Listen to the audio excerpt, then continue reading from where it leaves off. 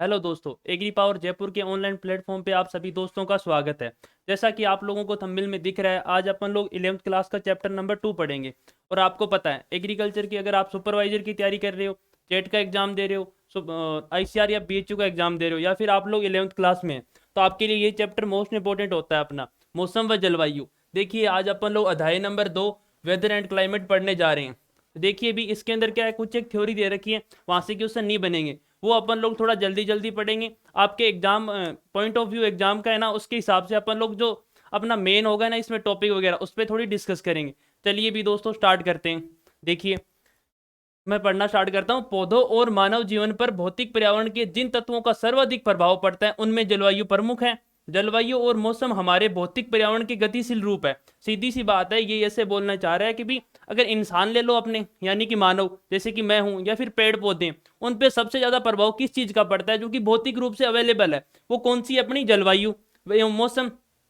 और मानव जीवन की लगभग प्रत्येक गतिविधि को प्रभावित करते हैं। मनुष्य की आर्थिक स्थिति, उद्योग, व्यापार, मानसिक स्वास्थ्य, सभ्यता भी जलवायु से प्रभावित होती है। देखिए भी कैसे होती है। अब सीधी सी बात अपन लोग ले लेते हैं मौसम से। अगर मौसम अच्छा हुआ तो बारिश अच्छी होगी, बारिश अच्छी होगी तो क्या उत्पादन अच्छा होगा? क्या होगा? उत्पादन अच्छा होगा। अगर उत्पादन अच्छा हुआ तो अपने पास पैसे अच्छे आएंगे, पैसे अच्छे आए तो देखो आर्थिक स्थिति, ये देखो यहाँ पे आ गई आर्थिक स्थिति, अपनी भी आर्थिक स्थिति भी अच्छी होगी। इसके बाद देखिए क्या बोल रहा है, व्यापार। सीधी सी बात है, अगर प्रोडक्शन अच्छा हुआ तो व्यापार भी अपन लोग अच्छा करेंगे। मानसिक स्वास्थ्य भी, पैसे देख के किसका मानसिक स्वास्थ्य खराब होता है? आप एक तो पॉइंट ऑफ व्यू अपने पैसे के हिसाब से देख लो, दूसरा आप लोग ऐसे देख सकते हो, अच्छी बारिश होती है या फिर अच्छा मौसम होता है तो अपनी मानसिक स्थिति भी अच्छी रहती है। सभ्यता भी जलवायु से प्रभावित होती है। तो आपको ये चैप्टर यहाँ, ये पैराग्राफ तो समझ आ गया होगा। इसके आगे देखिए, विश्व के विभिन्न क्षेत्रों में रहने वाले निवासियों की वेशभूषा, रहन सहन, खान पान आदि में जो अंतर परिलक्षित होता है उसका मूल कारण जलवायु है। देखो ये क्या बोलना चाह रहा है अपने, एक बार आप लोग मान लो भी ये पृथ्वी है, मे भी है ही ये, यहाँ पे ये इसके ध्रुव आ गए, ठीक है, ये ध्रुव आ गए, ये बीच में भूमध्य रेखा आ गई। ये बोल रहा है भी जलवायु है ना, वो वेशभूषा को भी प्रभावित करती है। भाई एकदम सही बात है। अब अपने ध्रुवों पे देखें ना, यहाँ पे कौन सी जलवायु होती है? शीत जलवायु होती है। कौन सी? शीत जलवायु, यानी कि यहाँ पे ठंड पड़ती है। तो आपको, आप लोगों ने देखा होगा, अपन लोग मूवीज वगैरह देखते हैं, उनके अंदर क्या होता है कि भी जो यहाँ के लोग होते हैं ना, वो ऐसे सर्दी से बचने वाले कपड़े, जैसे कि आप समझ रहे हो ऊन के, जैसे कि आप लोग ये बोल सकते हो ऊनी वस्त्र वगैरह पहनते हैं। तो भाई ये सर्दी से बचने के लिए हो गया। भूमध्य रेखा के आसपास का क्षेत्र होता है वो उष्ण और उपोष्ण जलवायु को होता है। तो यहाँ पे देखिए वेशभूषा चेंज हो गई ना, तो जलवायु वेशभूषा को भी प्रभावित कर रही है, अपनी आर्थिक स्थिति को भी कर रही है, उत्पादन को भी कर रही है, मानसिक स्थिति को भी कर रही है। तो ये पैराग्राफ बस सिर्फ और सिर्फ आपको इतना ही बताना चाहता था, बस आपकी नॉलेज के लिए था। चलिए भी थोड़ा आगे बढ़ते हैं इसमें। देखो अब यहां से आपका मेन चैप्टर एक तरह से स्टार्ट होता है।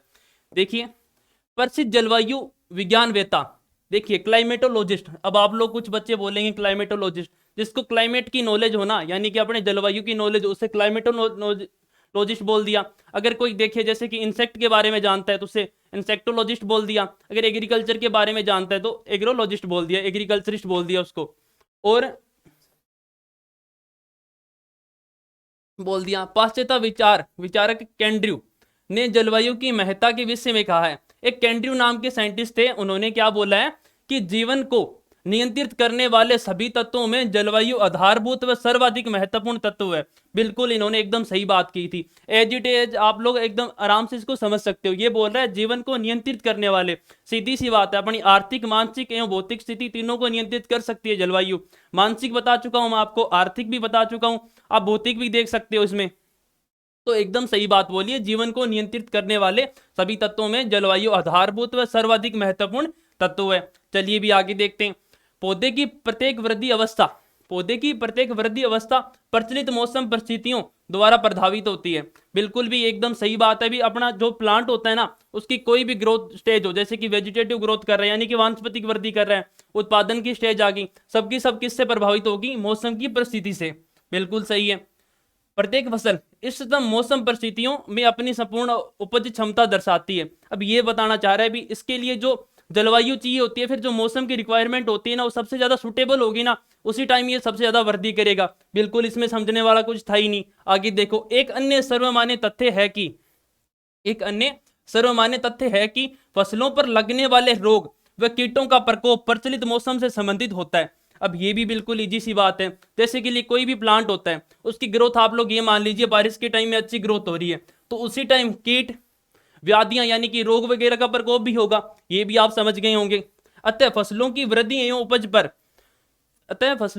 एवं उपज पर मौसम के विभिन्न मापदंडों के प्रभाव की जानकारी सफलतम फसल उत्पादन के लिए आवश्यक है। ये भी देखो बेसिक सी बात थी बिल्कुल। चलिए भी आगे चलते हैं। सामान्य बोलचाल की भाषा में देखिए इसने क्या दे रखा है। सामान्य बोलचाल की भाषा में मौसम एवं जलवायु एक ही अर्थ प्रयुक्त होते हैं, किंतु वास्तव में दोनों का अर्थ भिन्न भिन्न होता है। ये थोड़ी समझने वाली बात है।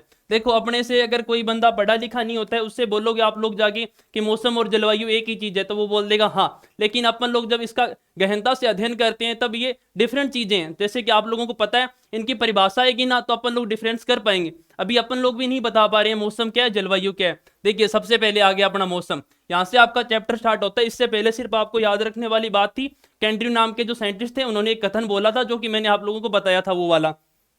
अब देखिए मौसम की अपन लोग बात करते हैं। मौसम यानी कि इंग्लिश में बोलते हैं इसको वेदर। सामान्यतः वायुमंडल की तात्क्षणिक अवस्था मौसम कहलाती है। भाई तात्क्षणिक मतलब एकदम से चेंज होने वाली, दिन ब दिन। जैसे कि 1 घंटे में कुछ था, 1 घंटे बाद कुछ हो गया, यानी कि टाइम टाइम पर चेंज होने वाली प्रावस्था को क्या बोलते हैं, तात्क्षणिक। सामान्यतः वायुमंडल की तात्क्षणिक अवस्था को मौसम कहलाती है। यहां तक आपको समझ आ गया होगा। सौर ऊर्जा के वितरण में विभिन्नताओं में साम्य स्थापित करने वाली प्रक्रिया के परिणाम स्वरूप मौसम का निर्माण होता है। अब सीधी सी बात है, सौर ऊर्जा की वितरण यानी कि प्रकाश जहां जहां पर जैसा जैसा होगा उसी हिसाब से मौसम बनेगा। इसके बाद देखो, अतः मौसम वायुमंडल की दैनिक अवस्था है। यहां से देखो मौसम वायुमंडल की दैनिक अवस्था है और उष्मा नमी वायु की गति की अवस्थाओं में लघु अवधि परिवर्तनों से संबंधित है। अब आप लोग यहां से ये परिभाषा भी बना सकते हो, वायुमंडल की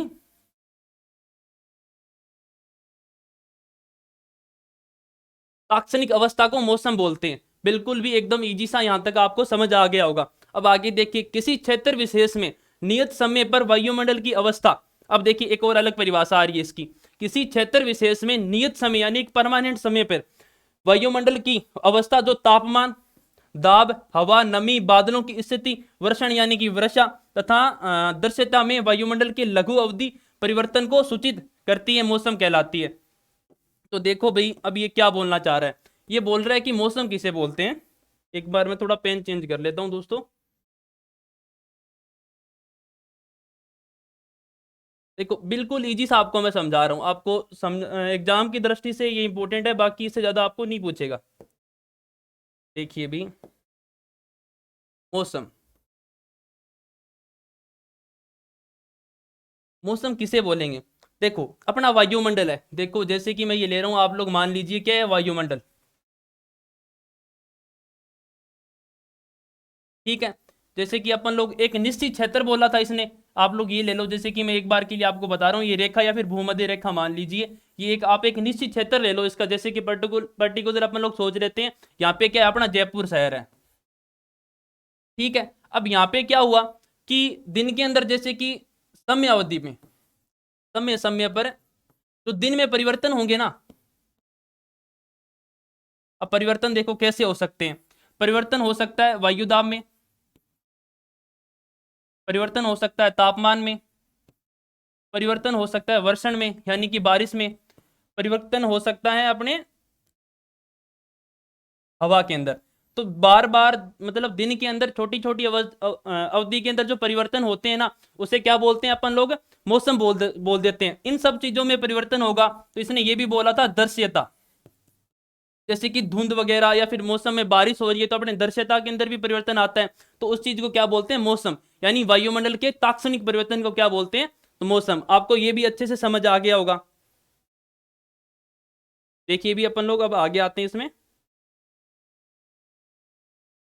अभी यहां से देखो भी आप लोग,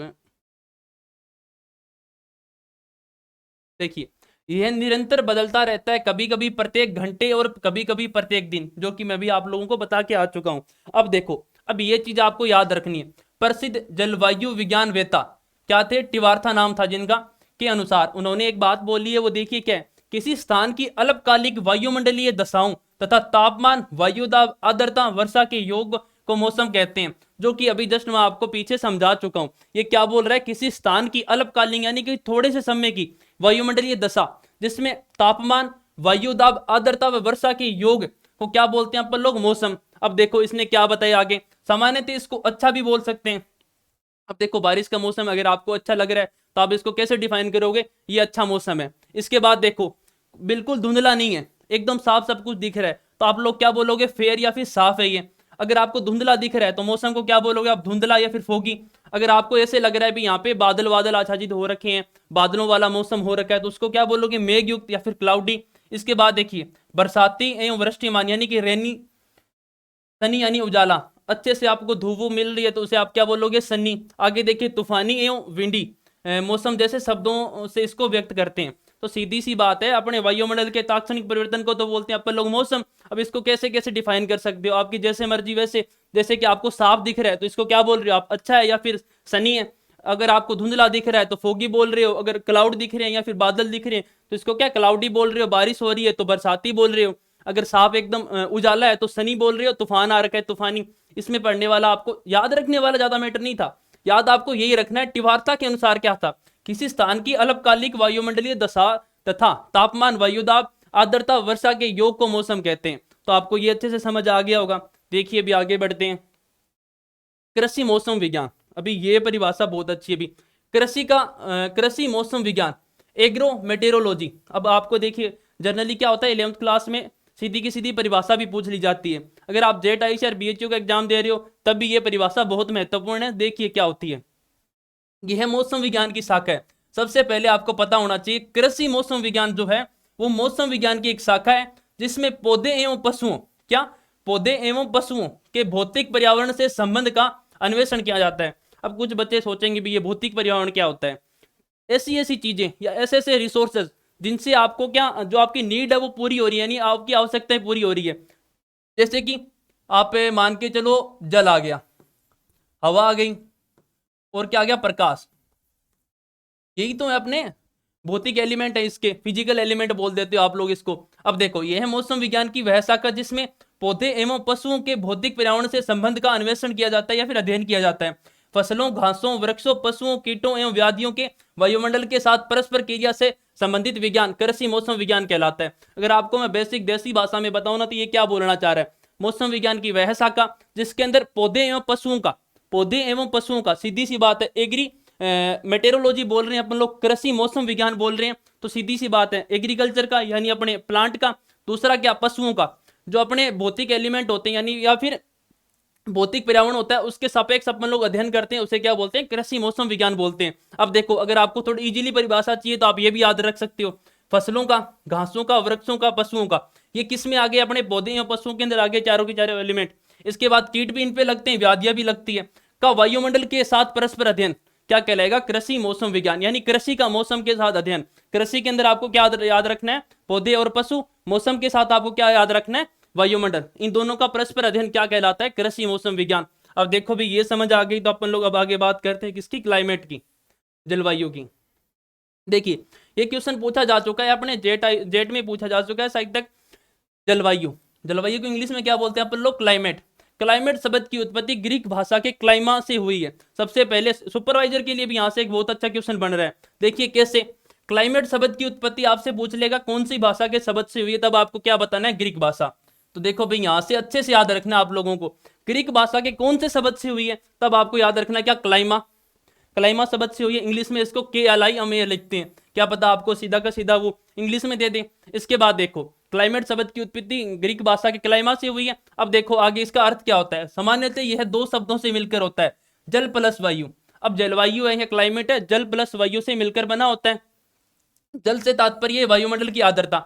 अब आपको जल देखिए वायुमंडल के अंदर किन किन रूपों के अंदर प्रेजेंट होता है आपको ये बताना है। जैसे कि देखो वायुमंडल की आर्द्रता वर्षा से है। देखो जल अपने को आर्द्रता और वर्षा के रूप में अपने वायुमंडल में प्रेजेंट होता है।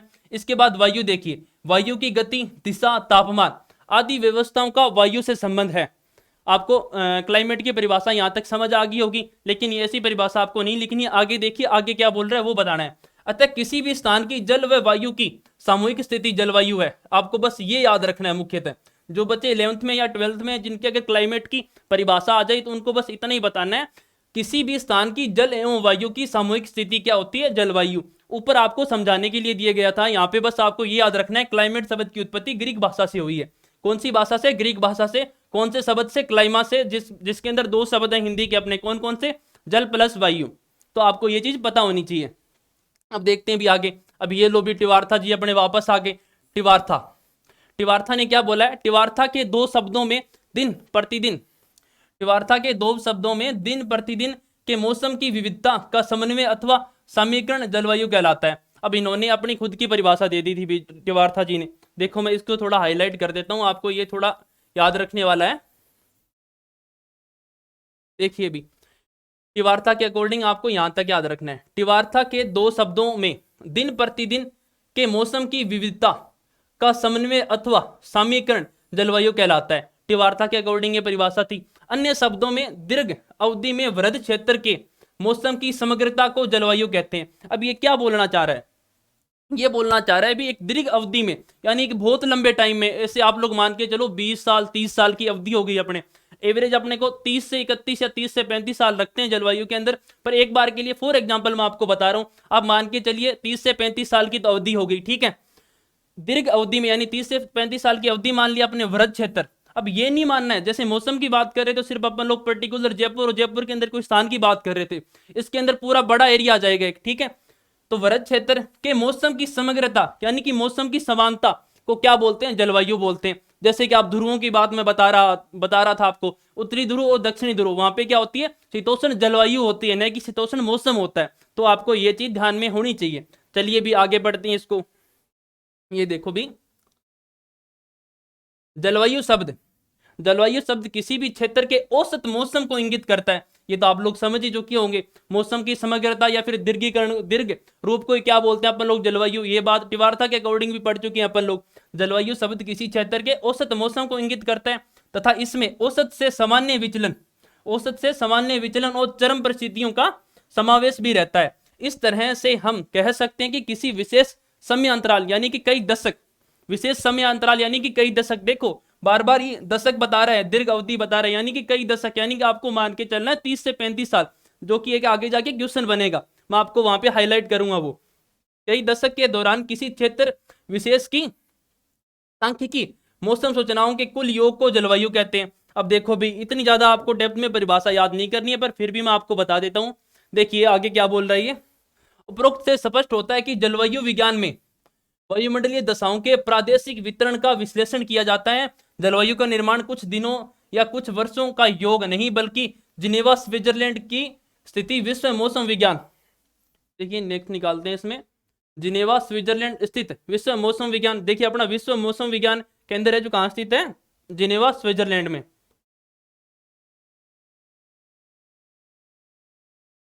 विश्व मौसम विज्ञान संगठन, वर्ल्ड मेटेरोलॉजी ऑर्गेनाइजेशन ने जलवायु के लिए, ये देखो भी वापस से आ गया अपना, वर्ल्ड मेटेरोलॉजी ऑर्गेनाइजेशन ने क्या बोला है कि जलवायु के लिए 31 वर्षों की अवधि, ये बहुत अच्छा क्वेश्चन है, अभी सुपरवाइजर में भी पूछा जा चुका है, क्या कि 31 वर्षों की अवधि के मौसम के औसत को उपयुक्त समझा है। इस प्रकार स्पष्ट है कि जलवायु अनेक वर्षों के औसत मौसमों को प्रकट करती है। जिस प्रकार किसी वर्ष विशेष में बीकानेर, अभी ध्यान एग्जाम्पल दिया हुआ है, जिस प्रकार किसी वर्ष विशेष में बीकानेर या जैसलमेर में अधिक वर्षा होने पर वहां की जलवायु शुष्क ही कहलाएगी, परंतु अवधि विशेष के मौसम को जरूर आर्द्र कह सकते हैं। देखो ये क्या बताना चाह रहे हैं अपन लोग, जैसे कि मान के चलो बीकानेर की बात करते हैं। बीकानेर आपको पता है शुष्क एरिया है वहां पे, यानी सूखी जलवायु, शुष्क जलवायु है या फिर उष्ण जलवायु मानते हैं अपन लोग वहां पे। अब वहां पे क्या हुआ कि इस साल क्या हुआ कि एक महीने अपने जुलाई में होती है जनरली, जुलाई अगस्त में बारिश होती है, जुलाई अगस्त में अच्छी खासी बारिश हो रही है और सालों की बजाय। तो देखो एक दो महीने में यहाँ पे अच्छी खासी बारिश हो गई, तो आप लोग ये थोड़ी बोलोगे यहाँ पे कि भी यहाँ पे शुष्क जलवायु की बजाय आर्द्र जलवायु हो गई, नहीं, ये क्या है सिर्फ एक छोटी अवधि की बात है। अगर यहाँ पे कई वर्षों तक यही सीन होता या फिर यही चीजें होती ना, तो इसको बोल सकते हैं अपन लोग आर्द्र जलवायु। यही इस एग्जाम्पल में समझाया गया है। चलिए भी आगे चलते हैं। देखो कृषि जलवायु विज्ञान, अब आपको ये परिभाषा इंपॉर्टेंट आप लोगों के लिए।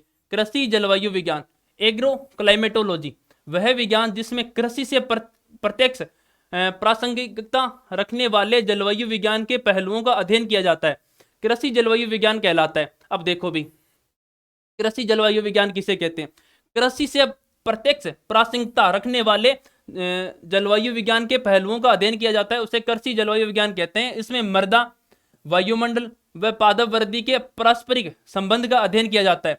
सीधी सी बात है, आपको क्या करना है इसके अंदर, मृदा, वायुमंडल, पादप वृद्धि के पारस्परिक संबंध का अध्ययन करना है। देखो भी सीधी सी बात, मैं आपको छोटे से एग्जाम्पल से समझा रहा हूँ। कोई भी यहाँ पे ये देखो प्लांट है, इसका अपन लोग कैसे अध्ययन कर रहे हैं, ये आपको पता है। इसके लिए क्या मृदा की रिक्वायरमेंट है, वायुमंडल भी इसके लिए चाहिए, वायुमंडल भी चाहिए।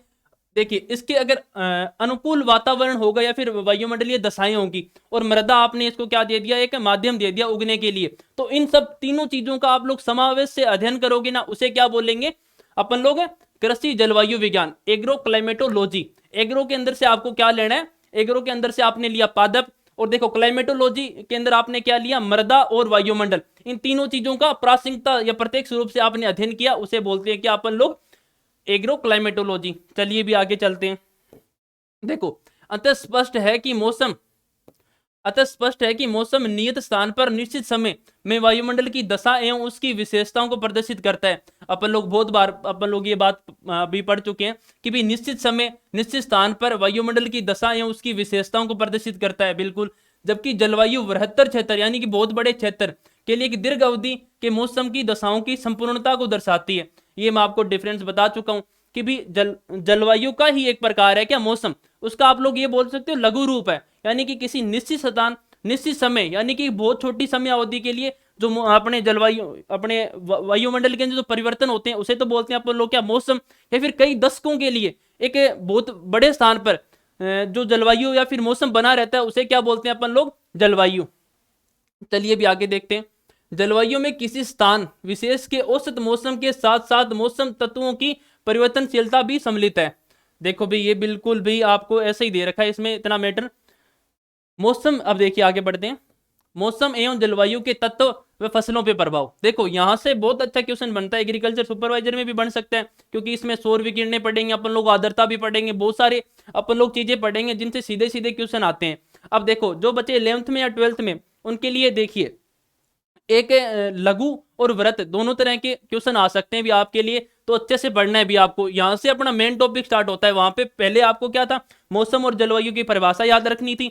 दो वैज्ञानिक थे अपने, टिवार्था और कैंड्रियो, उनके जो कथन थे उनको याद रखना था, बस। उसके ज्यादा आपको उसमें सिर्फ नॉलेज की बात थी, उसमें याद रखने वाला कुछ नहीं था। अभी यहां से अपना चैप्टर मेन रूप से स्टार्ट होता है।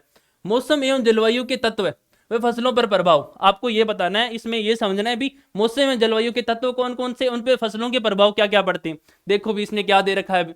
जैसा कि हम जानते हैं मौसम किसी दिए हुए स्थान पर किसी समय विशेष के लिए वायुमंडल की स्थिति को दर्शाता है। अब भाई कम से कम 5-7 बार ये परिभाषा आपके आगे आ चुकी है। किसी निश्चित स्थान और समय पर जलवायु और मौसम में होने वाले परिवर्तनों को जानने के लिए वायुमंडल की उन दशाओं का परीक्षण व मापन जरूरी है जिसके कारण ये परिवर्तन होते हैं। वायुमंडल की वे दशाएं और भौतिक विशेषताएं जिन्हें मौसम में होने वाले परिवर्तन को जानने के लिए मापन हेतु काम में लिया जाता है, उन्हें मौसम एवं जलवायु के तत्व कहते हैं। ये निम्न प्रकार के हैं। देखो भी इसमें एलिमेंट दे रखे हैं अपने मौसम और जलवायु के, जो अपनी फसलें हैं ना उनको नुकसान पहुंचाते हैं या फिर उनको प्रभावित करते हैं। अपन लोग नुकसान से रिलेट नहीं करते हैं इसको, क्या पता वो फायदा भी दे रहे हो। जैसे जैसे अपन लोग पढ़ेंगे ना अपने को पता लग जाएगा मौसम और जलवायु के ऐसे कौन कौन से तत्व हैं जो अपने फसल होती है उसका उत्पादन उसकी वृद्धि को प्रभावित करते हैं। देखिए सबसे पहले इसने क्या दे रखा है, चलो इससे पहले अपन लोग ये छोटा सा अंतर पढ़ लेते हैं, जिससे आपको क्लाइमेट और वेदर का अंतर अच्छे से समझ आ जाएगा। आप लोग डेफिनेशन भी अच्छे से दे पाओगे। आपने जितना मैटर पीछे पढ़े है ना वो सारा का सारा भूल के आप सिर्फ और सिर्फ ये अंतर याद रखना। अगर आपको ये अंतर अच्छे से याद है ना तो आप इसकी परिभाषा भी अच्छे से दे सकते हो, और उन दो साइंटिस्टों की कथन आपको याद रखना है। चलिए भी अपन लोग पढ़ते हैं। मौसम एवं जलवायु, देखिए किसी निश्चित स्थान विशेष पर वायुमंडल की दैनिक अवस्था से संबंधित है। अब मौसम किसे कहते हैं, सीधी सी बात है, वायुमंडल की दैनिक अवस्था होती है किसी निश्चित स्थान की, यानी कि ये वायुमंडल का एक प्रकार है। और अपने एक दैनिक एक निश्चित स्थान पे जो दिन ब दिन या फिर कुछ एक समय में जो परिवर्तन होता है ना उसे क्या बोलते हैं, मौसम। इसके विपरीत देखो जलवायु किसे बोला इसने, ये वृत्त क्षेत्र यानी बहुत बड़े क्षेत्र की एक दीर्घ अवधि है। दीर्घ अवधि के मौसम का औसत स्थिति से संबंधित है। तो आपको ये भी यहां तक समझ आ गया होगा। देखिए सेकंड अंतर पढ़ते हैं अपन लोग। यह हमेशा परिवर्तनशील होता है, मौसम तो बदलता रहता है, जो वायुमंडलीय परिस्थिति के साथ बदलता रहता है, बिल्कुल। ये अभी देखिए जलवायु देखते हैं इसके अगेंस्ट, ये लगभग स्थायी है और क्षेत्र के साथ बदलता है। ठीक है भाई, ये भी आपको अंतर अच्छे से समझ आ गया होगा। इसके बाद देखिए अंतर नंबर थर्ड, यह जलवायु की इकाई है। मैं कब से बोल रहा हूँ, जलवायु का ही एक पार्ट है अपना मौसम। तो यहाँ पे देखो ये बात भी सिद्ध कर दी इसने भी कि मैं कब से आपको यही बात बताना चाह रहा हूँ, यह जलवायु की ही एक इकाई है। अब देखो जलवायु क्या है, जलवायु एक प्रकार की बनी रहती है, दीर्घ अवधि के साथ परिवर्तन आ सकता है इसमें, आपको ये बात पता होनी चाहिए भी। अब देखिए अंतर नंबर 4 पढ़ते हैं अपन लोग।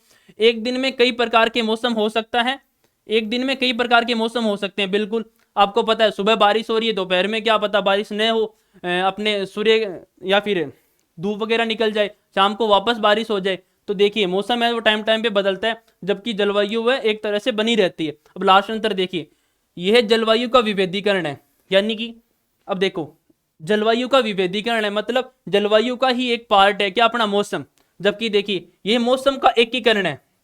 बहुत सारे मौसम मिलके एक जलवायु को बनाते हैं, बिल्कुल ये भी अपन लोग पढ़ चुके हैं। तो आपको बस यही अंतर याद रखने, इससे आप लोग आराम से बता सकते हो मौसम और जलवायु की परिभाषा।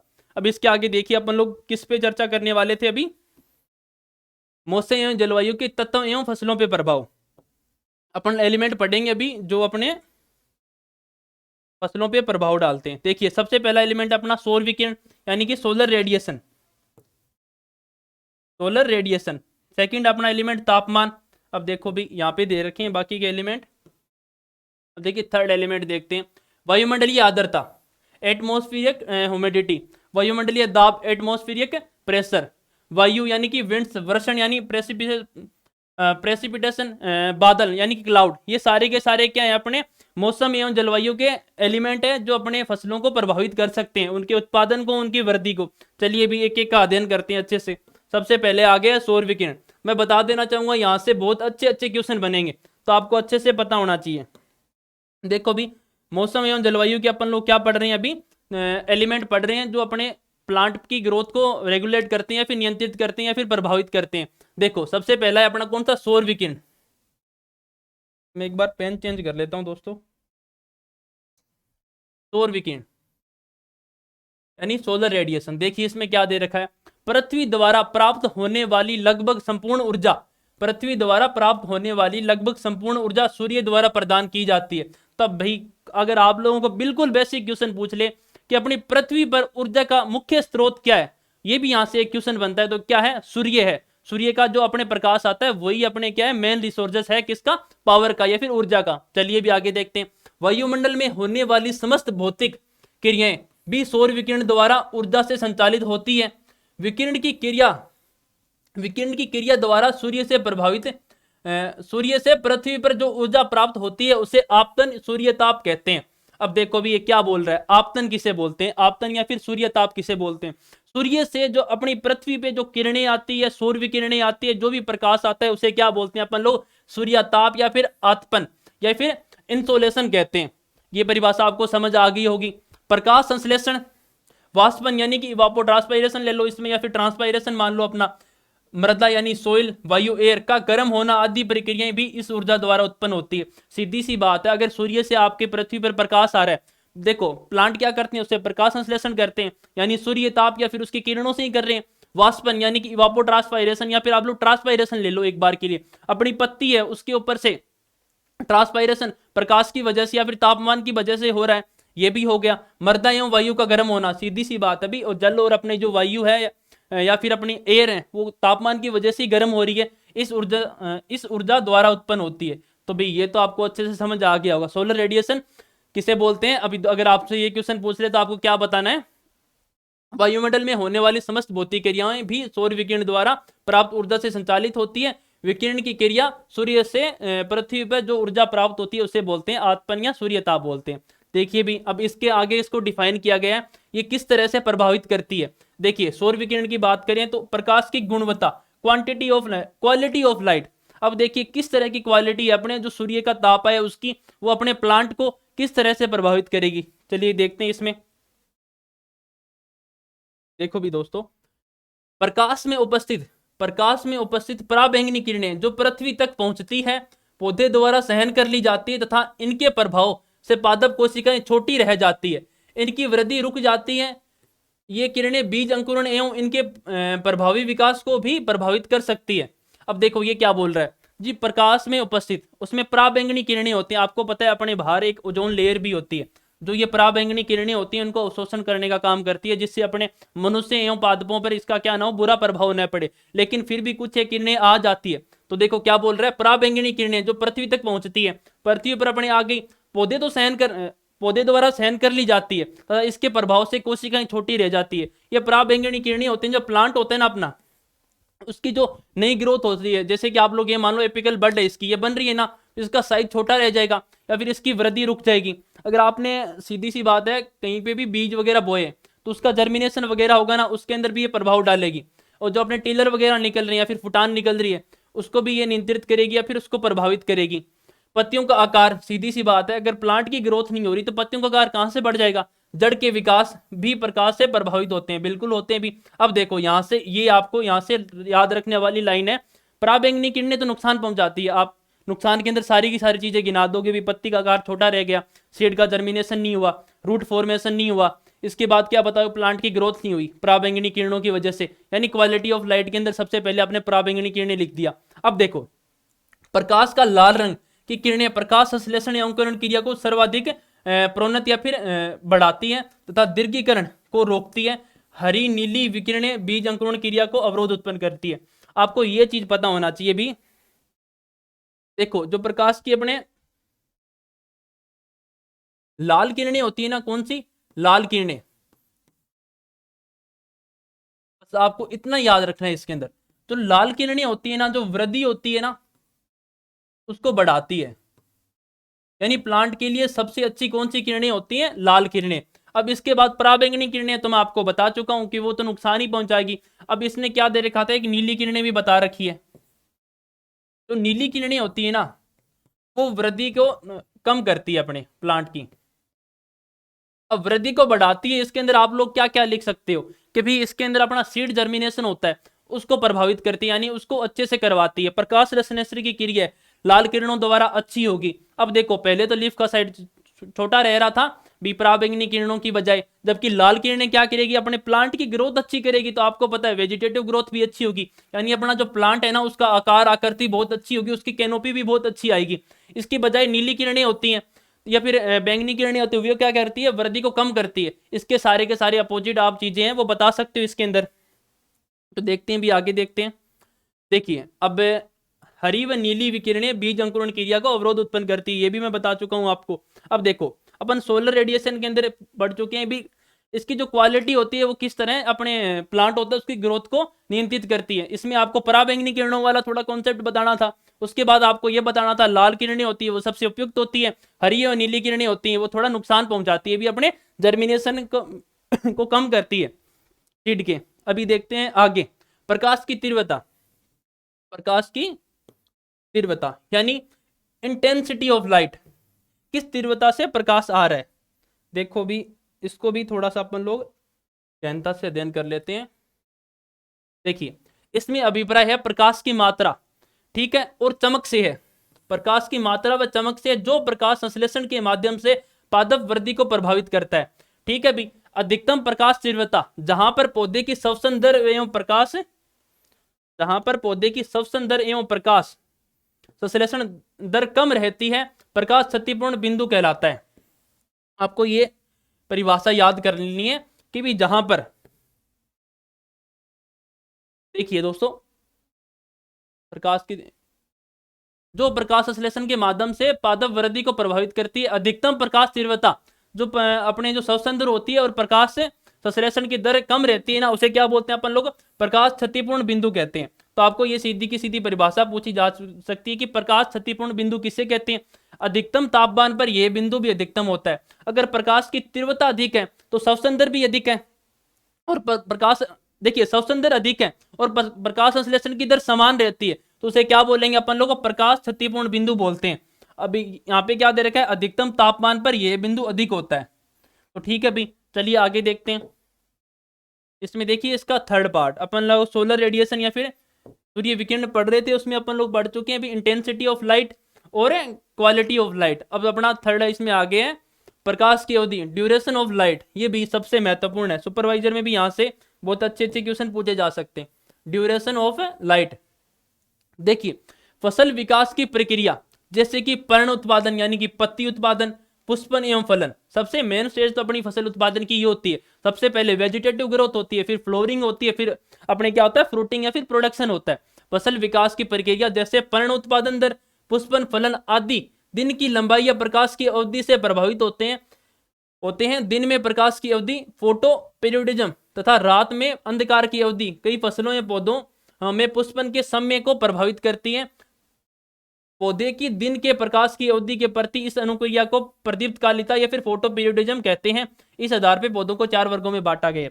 सीधी सी बात ये बोलना चाह रहे हैं, कोई भी अपना पादप होता है, जैसे कि ये प्लांट है अपना, ठीक है, इसकी वेजिटेटिव ग्रोथ यानी कि इसकी वानस्पतिक वृद्धि, इसके बाद देखिए इसकी फ्लोरिंग यानी कि इसमें फूल आने का आप समय बोलते हैं, फिर फ्लोरिंग का टाइम होता है, या फिर इसमें जो अपना प्रोडक्शन होता है, इन सब चीजों को अगर अपना सूर्य के प्रकाश की अवधि कंट्रोल कर रही है ना, तो इसे क्या बोलते हैं अपन लोग, प्रदीप्तकालिता या फिर फोटो पीरियोडिज्म बोलते हैं। तो देखो भी आपको परिभाषा इसमें मुख्य कहां से थी, आपको यहां से याद रखना था। इसमें पौधे की दिन के प्रकाश की अवधि के प्रति इस अनुक्रिया को प्रकाश प्रदीप्तकालिता कहते हैं। इस आधार पर पौधों को 4 वर्गों में विभक्त किया गया है। देखिए भी आगे, अब दीप्तकालिकता को देखिए आगे 4 भागों में बांटा गया है। कौन कौन सी दीप्तकालिता हो सकती है? सबसे पहले अपन लोग बात करेंगे लघु दिवस एवं प्रकाश पेशी पौधे यानी शॉर्ट डे प्लांट। देखो भी, सबसे पहले मैंने आपको एकदम देसी लैंग्वेज में ये बात बता चुका हूं, जो प्रकाश की अवधि होती है ना, जो अपना प्लांट होता है उसकी ग्रोथ को रेगुलेट करती है, उसी क्या बोलते हैं, फोटो पीरियोडिज्म। ठीक है भी, इसको 4 भागों में बांटा है, जो कि अपन लोग 1 बाई 1 करके भी पढ़ेंगे। लघु दिवस या फिर अल्प प्रकाश पेशी पौधे या फिर शॉर्ट डे प्लांट, इनको अपन लोग शॉर्ट में बोल देते हैं एसडीपी प्लांट। भाई यहाँ से अगर supervisor, jet, ICR, BHU, even जो बीएससी बेस एग्जाम होते हैं वहां से भी इसमें क्वेश्चन पूछे जाते हैं। देखिए एसडीपी या फिर शॉर्ट डे प्लांट किसे बोलते हैं? पौधे में पुष्पन के लिए दिन के प्रकाश एवं रात्रि के अंधकार की एक विशेष लंबाई आवश्यक होती है। देखो भी, मैंने बोला था अभी जस्ट आपको पीरियोडिज्म की परिभाषा बता के आया था, उसी के अकॉर्डिंग बस इसकी परिभाषा है, बस आपको एक ड्यूरेशन दे दी है टाइम की। पौधे में पुष्पन के लिए दिन के प्रकाश व रात्रि के अंधकार की एक विशेष लंबाई की आवश्यकता होती है, जिसे क्रांतिक दिवस या क्रिटिकल डे लेंथ कहते हैं। अब सबसे पहले सबसे बेस्ट परिभाषा आ गई आप लोगों को, अगर कोई पूछना चाहे तो, कि क्रांतिक दिवस अवधि या फिर क्रिटिकल डे लेंथ किसे कहते हैं? कोई भी प्लांट होता है ना, उसकी वृद्धि के लिए या फिर उसमें पुष्पन के लिए दिन के प्रकाश और रात के अंधेरे की, यानी दिन के अंदर लाइट की और रात में अंधेरे की एक विशेष अवधि की आवश्यकता होती है, उसे क्या बोलते हैं? क्रिटिकल डे ऑफ लेंथ या फिर क्रिटिकल डे लेंथ कहते हैं। अभी आगे देखो, लघु दिवस पौधों में, लघु दिवस पौधे वे पौधे होते हैं जिनमें पुष्पन की प्रक्रिया शुरू होने के लिए, जिनमें फ्लोरिंग स्टार्ट होने के लिए, एसडीपी प्लांट उन्हें बोलते हैं जिनमें फ्लोरिंग स्टार्ट होने के लिए दिन की अवधि तुलनात्मक रूप से, यानी दिन की जो लाइट की अवधि होती है वो तुलनात्मक रूप से कम 10 घंटे की आवश्यकता होती है। अब सीधी सी परिभाषा है, इतना इसने ऐसे ही दे दिया, बस आपको ये याद रखना था। कोई भी प्लांट होता है ना, उसकी फ्लोरिंग के लिए ना आपको एक तो पर्टिकुलर दिन की एक प्रकाश की लेंथ या फिर लंबाई की अवधि की आवश्यकता होती है, और एक अंधकार यानी कि रात के भी टाइम पीरियड की आवश्यकता होती है। भी इतने घंटे दिन में प्रकाश होना चाहिए, इतने घंटे रात में अंधेरा होना चाहिए, उसे तो क्या बोल दिया था? Critical day length. अब इसने इसके बाद में क्या शॉर्ट डे प्लांट की परिभाषा दी थी। ये बोल रहा है भी कोई भी पौधा होता है ना, उसके पुष्पन के लिए ना कम से कम 10 घंटे अगर प्रकाश की अवधि की आवश्यकता होती है ना, तो उसे बोलते हैं शॉर्ट डे प्लांट। देखिए भी आगे देखते हैं, शॉर्ट डे प्लांट समझ गए अपन लोग। अधिक प्रकाश की अवधि मिलने पर पौधे में कायिक वृद्धि, वेजिटेटिव ग्रोथ अधिक होने लगती है। अब देखो, शॉर्ट डे प्लांट को 10 घंटे से कम प्रकाश की अवधि की आवश्यकता है। अगर 10 घंटे से ज्यादा अगर इसको लाइट मिल गई ना, तो क्या होगा? इसमें वेजिटेटिव ग्रोथ होगी, फ्लोरिंग नहीं होगी। फिर क्या नहीं होगी? फ्लोरिंग नहीं होगी। चलिए आगे पढ़ते हैं। पुष्पन का समय स्थगित हो जाता है, ये लाइन तो मैं बोल चुका हूं पहले भी, फ्लोरिंग नहीं होगी या फिर पुष्पन रुक जाएगा। अधिकांश उष्णकटिबंधीय पौधे, ट्रॉपिकल प्लांट जैसे कि धान, ज्वार, मक्का, बाजरा, सोयाबीन, मूंग आदि लघु दिवस पौधे कहलाते हैं। अब देखो भी, ट्रॉपिकल प्लांट अगर आप ऐसे याद नहीं रख पाओ ना, तो आपको याद रखना ये कौन सी ऋतु के पौधे हैं? सारे के सारे खरीफ, मतलब मोस्ट ऑफ खरीफ ऋतु के जितने भी प्लांट है ना, वो क्या होते हैं? शॉर्ट डे प्लांट होते हैं। तो भाई अब यहां से मैं आपको थोड़ा सा जल्दी रिवीजन भी कर देता हूं इसको। शॉर्ट डे प्लांट उसे बोलते हैं जिनको प्रकाश की अवधि की या फिर दिन में प्रकाश की अवधि की 10 घंटे से कम लेंथ या फिर लंबाई की जरूरत होती है, फिर अवधि की जरूरत होती है, उन्हें बोलते हैं शॉर्ट डे प्लांट। जितने भी अपने खरीफ ऋतु के प्लांट के एग्जाम्पल है वो सारे के सारे इसमें आ जाएंगे। अब अगर कोई बच्चा ये पूछना चाहिए अगर सर 10 घंटे से ज्यादा इसको प्रकाश मिल गया तो क्या होगा, 10 घंटे से अगर इसको ज्यादा प्रकाश मिल गया तो इसकी वानस्पतिक वृद्धि होगी, जो पुष्पन है वो रुक जाएगा।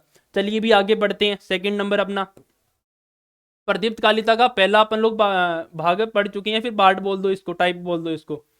देखिए भी सेकंड टाइप कौन सा इसका, दीर्घ दिवस, दीर्घ दिवस या फिर दीर्घ प्रकाश पेशी पौधे या फिर लॉन्ग डे प्लांट। अब हिंदी थोड़ी इनकी टफ होती है इसलिए मैं इंग्लिश ही बोल देता हूँ ज्यादा, LDP प्लांट या फिर लॉन्ग डे प्लांट। अब देखो कुछ ही याद नहीं करना है, सीधी सी बात है, पौधों को क्या प्रकाश की जरूरत थी और उसकी लंबाई देख रहे थे अपन लोग। शॉर्ट डे प्लांट में तो 10 घंटे से कम चाहिए थी, इसके अंदर देखो अब क्या है पुष्पन के लिए। इसमें इन पौधों को पुष्पन की प्रक्रिया प्रारंभ होने के लिए तुलनात्मक रूप से दीर्घ अवधि यानी 14 घंटे की आवश्यकता होती है।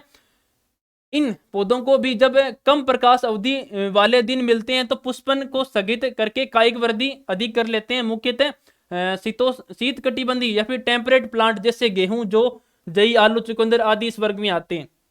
मैंने पढ़ा, आपको नहीं समझ आया कोई बात नहीं, मैं सीधा आपको शॉर्ट में बताता हूं ये क्या बोलना चाह रहा है। लॉन्ग डे प्लांट कौन से होते हैं, जिनमें पुष्पन के लिए ना 14 घंटे के लिए यानी 14 और से ज्यादा अपने को क्या चाहिए, प्रकाश अवधि चाहिए। ये तो हो गई भी इसकी परिभाषा। अब देखो जैसे मैंने बताया था भी अपने शॉर्ट डे प्लांट थे उसमें अगर 10 घंटे से ज्यादा प्रकाश मिलेगा तो उसकी वेजिटेटिव ग्रोथ हो रही थी। इसमें जस्ट उसका उल्टा लिखना है क्या, अगर इसमें देखो 14 घंटे से अगर कम प्रकाश मिला ना तो वेजिटेटिव ग्रोथ होगी यानी उनकी कायिक वृद्धि होगी। यानी अगर आप लोग गेहूं बो रहे हो या फिर कुछ भी आपका जो भी प्लांट होता है जैसे गेहूं, जो जई, इनमें है ना सिर्फ और सिर्फ वेजिटेटिव ग्रोथ होगी, इनमें फ्लोरिंग नहीं होगी। तो आपको ये भी यहां से समझ आ गया। इसमें आपको क्या याद रखना है, जितने भी रबी ऋतु के प्लांट होते हैं ना, मतलब मोस्ट ऑफ रबी ऋतु के प्लांट वो क्या होते हैं, लॉन्ग डे प्लांट होते हैं। ठीक है, तो भी आपको ये भी समझ आ गई होगी। चलिए भी नेक्स्ट देखते हैं। नेक्स्ट अपना स्टार्ट होता है यहां से, मध्यवर्ती मध्यवर्ती प्रदीप्त कालिक पौधे यानी फिर इंटरमीडिएट डे प्लांट। अब देखिए आपको ये अच्छे से याद रखना है, बहुत से सारे बच्चे इस भाग को जानते ही नहीं है, बिकॉज वो क्या कहते हैं 11th और 12th पढ़ते नहीं है, जैसे कि सुपरवाइजर की तैयारी कर रहे हैं, तो ये जो मध्यवर्ती प्रदीप्त कालिता होती है इसको छोड़ जाते हैं। इसका एक एग्जाम्पल है गन्ना, वो भी बहुत अच्छे से आपको याद होना चाहिए। इस श्रेणी के पौधों में पुष्पन की प्रक्रिया एक निश्चित प्रकाश अवधि 12 से 14 घंटे प्राप्त होने पर ही होता है। अब देखो शॉर्ट डे था उसमें क्या था, अपने को 10 घंटे से कम प्रकाश अवधि की आवश्यकता थी तभी पुष्पन हो रहा था। लॉन्ग डे में क्या था, 14 घंटे से अधिक अपने को क्या थी, प्रकाश अवधि की आवश्यकता थी तभी पुष्पन होगा। लेकिन भाई इसने तो अलग ही टर्म्स एंड कंडीशन लगा दी। ये क्या बोल रहा है कि भाई मुझे 12 से 14 घंटे के मध्य अगर प्रकाश अवधि मिली ना तभी मैं फ्लोरिंग करूंगा। तो भी परिभाषा तो आपको अच्छे से समझ आ चुकी है। इसमें कम होने पर नहीं होता, जैसे गन्ने में 12 घंटे से कम या फिर 14 घंटे से अधिक प्रकाश अवधि प्राप्त होने पर पुष्पन की प्रक्रिया यानी एरोइंग। देखिए अब यहां से एक क्वेश्चन ये भी बनता है, गन्ने में पुष्पन की क्रिया को क्या बोलते हैं, एरोइंग। ठीक है, एरोइंग प्रारंभ नहीं होती, इसी कारण गन्ने में किस्म विकास के कार्यक्रम करने के लिए गन्ना प्रजनन संस्थान शुगर कैन ब्रीडिंग इंस्टीट्यूट की स्थापना कोयम्बटूर तमिलनाडु में की गई है, जहां प्रकाश की अवधि 12 से 14 घंटे होती है। देखो आपको मैं एक चीज बता देता हूं, Indian institute of sugar cane research कहां पे, लखनऊ में है। आपको एक यहां से कॉन्सेप्ट बताता हूं, Indian institute of sugar cane research कहां पे, लखनऊ में। अब देखो अब ये क्या बोल रहा है कि इंडियन इंस्टीट्यूट गन्ने का प्रजनन केंद्र यानी कि शुगर कैन ब्रीडिंग इंस्टीट्यूट कहां पर है, कोयम्बटूर तमिलनाडु। अब ये क्या चीज हुई भी, Indian institute of sugar cane research यानी अपने भारतीय गन्ना अनुसंधान केंद्र तो लखनऊ में है, जबकि इसका प्रजनन केंद्र कहां पे है, तमिलनाडु कोयम्बटूर में। तो इसके पीछे का रीजन ये था। आपको पता है अपन लोग प्रदीप्त कालिता पढ़ रहे हैं तो सबसे पहले एक ही बात कर रहे हैं भी, छोटी सी फ्लोरिंग। कोई भी स्पीसीज हो या फिर कोई भी प्लांट हो, कोई भी वेराइटी हो, जैसे भी आपको लगे ना, उसके अंदर आपको क्या पता है, नई किस्म विकसित करने के लिए क्या चाहिए होती है, विभिन्नता। नई किस्म विकसित करने के लिए चाहिए होती है विभिन्नता। अब विभिन्नता लाएंगे कहां से, अगर इसका फ्लोरिंग वाला सिस्टम ही अपने सेट नहीं हो रहा। सीधी सी बात है, अब क्या फ्लोरिंग ही नहीं होगी, फ्लोरिंग नहीं होगी तो क्या नहीं होगा, रिप्रोडक्शन नहीं होगा, रिप्रोडक्शन नहीं होगा तो विभिन्नता ये सब भूल जाओ अपने। सीधी सी बात, कोई भी होती है ना किस्म विकास भी होता है तो कहां से स्टार्ट होता है, अगर जनरली बात करें फ्लोरिंग से ही होता है। फ्लोरिंग के बाद फर्टिलाइजेशन होगा। तो देखो भी यहाँ पे क्या था, जो अपना Indian institute of sugar cane research था ना, यहाँ पे 12 से 14 घंटे की इसको प्रकाश की अवधि अच्छे से नहीं मिल पा रही थी। इस वजह से इसका देखिए रिसर्च इंस्टीट्यूट तो यहाँ पे लखनऊ के अंदर है, जबकि प्रजनन केंद्र है ना वो कहाँ, कोयम्बटूर तमिलनाडु में स्थापित किया। इसलिए देखो स्पेशल इसकी परिभाषा दी गई अलग से कि इसको एमडीपी या मिड डे प्लांट भी बोल सकते हो आप लोग, इंटरमीडिएट डे प्लांट भी बोल सकते हो। सबसे अच्छा इसके अंदर अगर एग्जांपल देखें ना अपन लोग तो गन्ना है, और आपको अच्छे से याद रखना ये एग्रीकल्चर सुपरवाइजर में भी पूछा जा सकता है। चलिए भी इसका फोर्थ पार्ट देखते हैं, दिवस निष्प्रभावी पौधे यानी कि डे न्यूट्रल प्लांट। अब देखो शॉर्ट डे प्लांट पढ़ चुके हैं अपन लोग, मिड डे प्लांट पढ़ चुके हैं और इंटरमीडिएट डे प्लांट भी पढ़ चुके हैं। अब आ गया डे न्यूट्रल प्लांट यानी दिवस निष्प्रभावी पौधे। कुछ पौधों में पुष्पन की प्रक्रिया दिन के प्रकाश की अवधि से प्रभावित नहीं होती। ये लो, इसमें तो कुछ याद ही नहीं करना है, डे न्यूट्रल यानी न्यूट्रल है, इन पे प्रकाश की अवधि का कोई भी फर्क नहीं पड़ रहा है, अर्थात पुष्पन पर प्रकाश की अवधि का प्रभाव नहीं पड़ता, वे दिवस निष्प्रभावी पौधे कहलाते हैं। कपास, सूरजमुखी, बकव्हीट, टमाटर, मटर, धान की कई किस्में इस श्रेणी में आती है। देखो भी दिवस निष्प्रभावी पौधे किसे बोलेंगे, ऐसे प्लांट जिन पे है ना प्रकाश की अवधि का कोई फर्क नहीं पड़ रहा। और इसके अंदर स्पेशल एग्जांपल भी दे रखे हैं अपने को, क्या कपास, सूरजमुखी, बकव्हीट, टमाटर, मटर, धान क्या होते हैं, अपने डे न्यूट्रल प्लांट होते हैं। इसमें देखिए धान की किस्में दे रखी है, तो चलो मैं आपको बता देता हूं धान की दो किस्में कौन कौन सी। एक तो है जया प्लस पद्मा, ये भी सुपरवाइजर के लिए बेस्ट भी है, क्वेश्चन आप लोग समझ सकते हो। जो बच्चा भी क्लास देख रहा है ना उसको बताना चाहूंगा मैं, अगर आपको इन फ्यूचर किसी भी एग्जाम में पूछ ले, जरूरी नहीं है सुपरवाइजर में पूछे, धान की ऐसी कौन सी किस्में हैं जो डे न्यूट्रल होती है या फिर डे न्यूट्रल प्लांट के अकॉर्डिंग डिफाइन की जाती है, तो आपको याद रखना है कौन कौन सी, जया व पद्मा। जबकि अपना जो धान होता है ना वो क्या है, शॉर्ट डे प्लांट है। इधर धान पूछे ना तो शॉर्ट डे प्लांट यानी कि लघु दिवस प्रकाशपेक्षी पौधा है ये। अगर आपको जया व पद्मा के बारे में पूछ ले तो ये डे न्यूट्रल प्लांट है या फिर डे न्यूट्रल प्लांट का एक एग्जाम्पल है। चलिए भी आगे देखते हैं। अब अपन लोग जो अपने जलवायु और मौसम थे उनके एलिमेंट पढ़ रहे थे जो अपने प्लांट की वृद्धि को प्रभावित करते हैं। सबसे पहले अपन ने एक पढ़ लिया भी सोलर रेडिएशन, उसके जितने भी टाइप थे अपन लोगों ने वो पढ़ लिए। उसके अंदर एक प्रकाश की अवधि आई, उसके अंदर अपन लोगों ने 4 डेफिनेशन पढ़ ली, कौन कौन सी, short day plant, mid day plant, long day plant और डे न्यूट्रल प्लांट। अब देखिए अपना सेकेंड एलिमेंट आ जाता है, कौन सा है देखिए, वायुमंडलीय तापमान, एटमोस्फियरिक टेम्परेचर। देखो भी वायुमंडलीय तापमान है। चलिए दोस्तों अब इससे आगे अपन लोग नेक्स्ट क्लास में पढ़ेंगे। Thank you everyone.